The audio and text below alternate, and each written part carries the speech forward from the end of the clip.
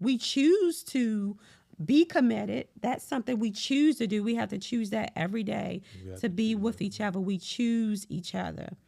I choose to be committed to you. I choose to be with one man. I make that decision every day. But it's still God's grace that when we go out, that when I may see us see somebody, or somebody may see me, or whatever. Somebody may well, just so okay. So what was this? So the other day, it. 2 weeks ago, see, I'm trying to be serious. All 2 weeks ago, right, go I ahead. was Tell at people the story. I was shopping for I was decorating the house. So I've been shopping.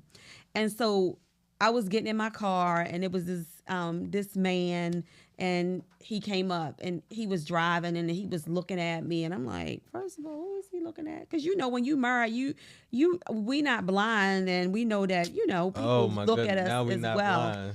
right? But at the same time, he was like, oh, he was like, I just couldn't keep my eyes off of you. He was like, I couldn't keep my eyes off of you. Then he came to the car, and I'm like, he says, but then I saw your ring, and I saw that you were married. I said, yes, I am happily married. I made a decision. I made a choice, because it was in that moment that I could have said, we could have had a disagreement, but it was in that moment that I could have used that opportunity to say, hey, yeah, we having problems right now.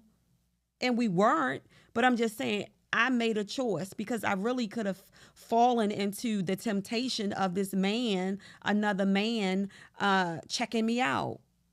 But the good thing is that my man checks me out. So I don't have to desire that from another man, because you check me out all the time. I do. You check me out all the To time. sexy self. Yeah. Try to keep it sexy for you. But in that, I could have fallen. So, but that's the grace. That's the grace.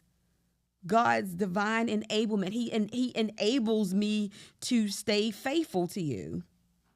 And I'm grateful for that. We are grateful for that, because Yeah. we see things happening, and happening with other people, and it saddens us, at times, but we say, sweetie, that could have been us. That could be us. Yeah, I agree. It could be us, but that's when we have to dig in, even more, and intentionally show attention to our marriage. Like, we got to be extremely intentional about every aspect of our marriage. So when it comes to communication, I think we've gotten better at being more intentional about talking about certain things. When it comes to intimacy, I think there are some areas we've gotten better at. Some areas we could still work on and getting better at.